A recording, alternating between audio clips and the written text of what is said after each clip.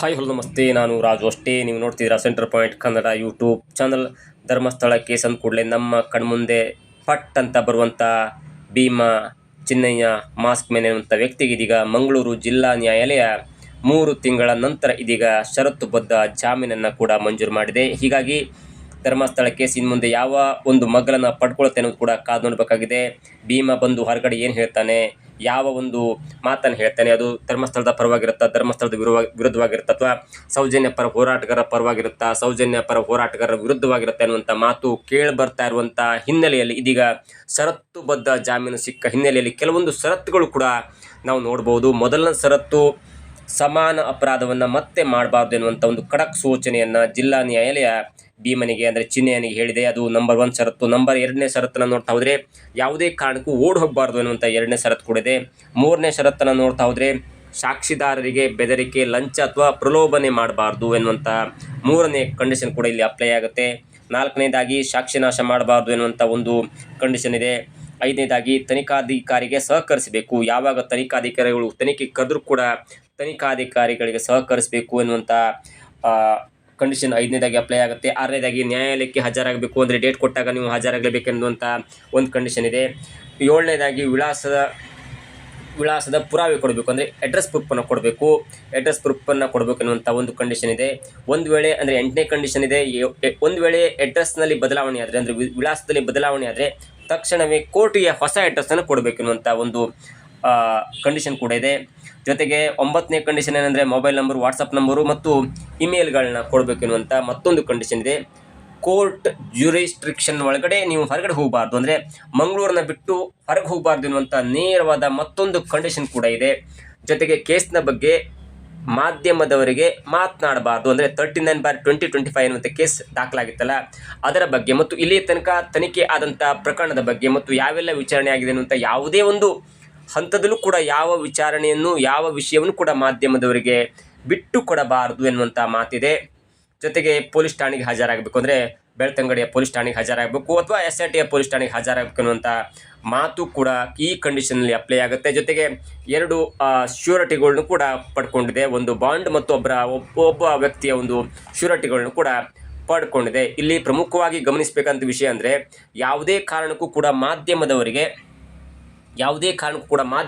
ಇಲ್ಲಿಯ ತನಕ ಆದಂಥ ಕೇಸ್ನ ಬಗ್ಗೆ, ಅಂದರೆ ಕೇಸ್ ನಂಬರ್ 2039/2025 ಎನ್ನುವಂಥ ಕೇಸ್ ರಿಜಿಸ್ಟರ್ ಆಗಿತ್ತಲ್ಲ, ಇಲ್ಲಿಯ ತನಕ ಆದಂಥ ತನಿಖೆಯ ವಿವರವನ್ನು ಮಾಧ್ಯಮದವರಿಗೆ ಅಥವಾ ಪತ್ರಿಕಾ ಮಾಧ್ಯಮವಾಗಿರ್ಬೋದು ಅಥವಾ ದೃಶ್ಯ ಮಾಧ್ಯಮದವರಿಗೆ ಆಗಿರ್ಬೋದು ಅಥವಾ ವೆಬ್ ಮಾಧ್ಯಮದ ಆಗಿರ್ಬೋದು, ಅವ್ರಿಗೆ ಯಾರಿಗೂ ಕೂಡ ಇದನ್ನು ಹೇಳಬಾರ್ದು ಎನ್ನುವಂಥ ಪ್ರಮುಖವಾದಂಥ ವಿಷಯವನ್ನು ಹೇಳಿದೆ. ಹಾಗಾಗಿ ಮಾಧ್ಯಮದವ್ರ ಮುಂದೆ ಅದನ್ನು ಹೇಳಲಿಕ್ಕೆ ಸಾಧ್ಯ ಇಲ್ಲ. ಆದರೆ ಯಾರದೋ ಮುಖಾಂತರ ಬಾಯಿಂದ ಬಾಯಿಗೆ ಹೋಗ್ಬೋದೇ ಹೊರತು ನೇರವಾಗಿ ಬೈಟ್ ಕೊಡೋದಾಗಲಿ ಅಥವಾ ಪತ್ರಿಕಾ ಮಾಧ್ಯಮದವರಿಗೆ ಚಿನ್ನಯ್ಯನೇ ಹೇಳಿದ್ದಾನೆ ಎನ್ನುವಂಥ ಸ್ಟೇಟ್ಮೆಂಟ್ ಈಗ ಸದ್ಯಕ್ಕೆ ಕೊಡಲಿಕ್ಕಾಗಲ್ಲ. ಆದರೆ ಯಾರ್ದೋ ಬಾಯಿ ಮಾತಿನಿಂದ ವಹಿಸ್ಕೊಂಡು ಹೇಳಿರ್ಬೋದಂಥ ಸತ್ಯವನ್ನು ಇದೀಗ ಮಾಧ್ಯಮದವರು ಹೇಳುವಂಥ ಒಂದು ಸಾಧ್ಯತೆ ಕೂಡ ಇದೆ. ಆದರೆ ಏನೇ ಆಗಲಿ, ಭೀಮಾ ಎನ್ನುವಂಥ ವ್ಯಕ್ತಿ ಜೂನ್ 22ಕ್ಕೆ ಭೀಮಾ ಎನ್ನುವಂಥ ವ್ಯಕ್ತಿ ಬರೆದಿದ್ದರು ಎನ್ನಲಾದಂಥ ಒಂದು ಪತ್ರ ವೈರಲ್ ಆಗುತ್ತೆ. ಆ ಪತ್ರದಲ್ಲಿ ಸ್ವತಂತ್ರ ಭಾರತದ ನಂತರ ಭಾರತ ಕಂಡು ಕೇಳಿರದ ಒಂದು ದೊಡ್ಡ ಪ್ರಕರಣ, ಅಂದರೆ ಧರ್ಮಸ್ಥಳದ ಅಕ್ಕಪಕ್ಕ ಅಸಹಜ ಸಾವುಗಳ ಪ್ರಕರಣವನ್ನು ಸರಿಸುಮಾರು 100ಕ್ಕೂ ಹೆಚ್ಚು ಶವಗಳನ್ನ ಹೂತಾಕಿದೆ ಅನ್ನುವಂಥ ಒಂದು ಪತ್ರ ವೈರಲ್ ಆಗುತ್ತೆ. ಅದಾದ ನಂತರ ಜುಲೈ 3ರಂದು ಬೆಳ್ತಂಗಡಿಯ ನ್ಯಾಯಾಧೀಶರ ಮುಂದೆ ಭೀಮಾ ಎನ್ನುವಂಥ ಇದೇ ಅನಾಮಧೇಯ ವ್ಯಕ್ತಿ ಬಂದುಕೊಂಡು ಬುರುಡೆ ಜೊತೆ ಬಂದು ಬೆಳ್ತಂಗಡಿಯ ನ್ಯಾಯಾಧೀಶರ ಮುಂದೆ 164 ಸ್ಟೇಟ್ಮೆಂಟನ್ನು ಕೊಡ್ತಾರೆ. ಅದಾದ ನಂತರ ಈ ಬೆಳ್ತಂಗಡಿಯ ನ್ಯಾಯಾಧೀಶರ ಸಲಹೆಯಂತೆ ಜುಲೈ 4ರಂದು ಬೆಳ್ತಂಗಡಿಯ ಪೊಲೀಸ್ ಠಾಣೆಯಲ್ಲಿ 163 ಸ್ಟೇಟ್ಮೆಂಟನ್ನು ಕೊಡಲಾಗುತ್ತೆ ಮತ್ತು ಪ್ರಕರಣ ಕೂಡ ದಾಖಲಾಗುತ್ತೆ. ಆ ಪ್ರಕರಣದ ಸಂಖ್ಯೆ 39/2025 ಎನ್ನುವಂಥ ಒಂದು ಪ್ರಕರಣ ದಾಖಲಾಗುತ್ತೆ. ಅದಾದ ನಂತರ ರಾಜ್ಯದಲ್ಲಿ ಕೋಲಾಹಲ ಸೃಷ್ಟಿಯಾಗುತ್ತೆ. ಜುಲೈ 19ರಂದು SIT ಫಾರ್ಮ್ ಆಗುತ್ತೆ. SITಯ ತಂಡದ ಹೆಡ್ ಆಗಿ ಪ್ರಣಬ್ ಮೋಹಂತಿ ಅವರು ಆಯ್ಕೆ ಆಗ್ತಾರೆ. ಅದಾದ ನಂತರ ಜುಲೈ 28ಕ್ಕೆ ಸಮಾಧಿಯಾಗುವಂಥ ಸ್ಥಳ ಮಾಜರಾಗುತ್ತೆ. ಜುಲೈ 29ರಿಂದ ಸಮಾಧಿಯಾಗುವಂಥ ಕೆಲಸ ಆಗುತ್ತೆ. ಜುಲೈ 28ಕ್ಕೆ ಸ್ಥಳ ಮಾಜರಾಗುತ್ತೆ. 13 ಸ್ಪಾಟ್ಗಳನ್ನ ಗುರುತು ಮಾಡ್ತಾರೆ.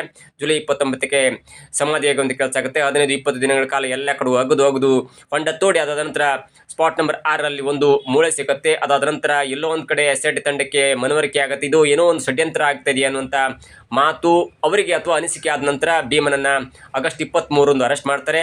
ಅದಾದ ನಂತರ ಅವನನ್ನು ಮತ್ತು ಕೆಲವೊಂದು ವಿಚಾರಣೆ ಆದ ನಂತರ ಸೆಪ್ಟೆಂಬರ್ 6ರಂದು ಅವನನ್ನು ನ್ಯಾಯಾಂಗ ಬಂಧನಕ್ಕೆ ಒಳಪಡಿಸಿ ಶಿವಮೊಗ್ಗ ಜೈಲಿಗೆ ಹಸ್ತಾಂತರ ಮಾಡಲಾಗುತ್ತೆ. ಅದಾದ ನಂತರ ಧರ್ಮಸ್ಥಳ ಕೇಸ್ ಅಂದ್ಕೊಳ್ಳಿ ಎಲ್ಲೋ ಒಂದು ಕಡೆ ಷಡ್ಯಂತ್ರ ಆಯಿತು ಎನ್ನುವಂಥ ಮಾತು ಕೇಳಿ ಬರ್ತಾ ಇರುವಂಥ ಹಿನ್ನೆಲೆಯಲ್ಲಿ ಅನೇಕರು ಮಾತನಾಡ್ಕೊಳ್ತಿದ್ರು, ಯಾಕೆ ಭೀಮನ್ನ ಯಾರು ಕೂಡ ವಕೀಲರು ಅಥವಾ ಸೌಜನ್ಯ ಪರ ಹೋರಾಟಗಾರರು ಯಾಕೆ ತಪ್ಪಿಸ್ಕೊಂಡು ಬರಲಿ, ಅಂದರೆ ಅವನನ್ನು ಹೊರಗಡೆ ತರುವಂಥ ಪ್ರಯತ್ನ ಮಾಡ್ತಿಲ್ಲ ಅನ್ನುವಂಥ ಮಾತು ಕೂಡ ಕೇಳಿ ಬರ್ತಾ ಇತ್ತು. ಒಂದು ಕಡೆ ಮತ್ತೊಂದು ಕಡೆ ಇಲ್ಲ ಸೌಜನ್ಯ ಪರ ಹೋರಾಟಗಾರರು ಹೇಳ್ತಿದ್ರು, ಇಲ್ಲ ನಮ್ಮ ಹತ್ರ ಇರುವಾಗ ಭೀಮ ಎಲ್ಲವನ್ನೂ ಸತ್ಯ ಹೇಳಿದ್ದ, ಸ್ವಾಮೀಜಿಯ ಮುಂದೆ ಕೂಡ ಸತ್ಯವನ್ನು ಒಪ್ಕೊಂಡಿದ್ದ, 164 ಸ್ಟೇಟ್ಮೆಂಟನ್ನು ಸತ್ಯವನ್ನು ಒಪ್ಕೊಂಡಿದ್ದ. ಆದರೆ ಎರಡನೇ ಬಾರಿ ಶಿವಮೊಗ್ಗ ಜೈಲಿನಲ್ಲಿ ಇದ್ಕೊಂಡೇ ಅವರು 183 ಸ್ಟೇಟ್ಮೆಂಟ್ ಅಂಡರ್ ಆ್ಯಕ್ಟ್ ಆಫ್ BNSನಲ್ಲಿ ಅಂಡರ್ BNS ಕಾಯ್ದೆಯಲ್ಲಿ ಹೇಳುವಾಗ ನಮ್ಮ ಮೇಲೆ, ಅಂದರೆ ಸೌಜನ್ಯ ಪರ ಹೋರಾಟಗಾರರ ಮೇಲೆ ಸುಳ್ಳು ಆರೋಪವನ್ನು ಹೊರಿಸಿ ನಮ್ಮ ಮೇಲೆ FIR ಆಗಿತ್ತು.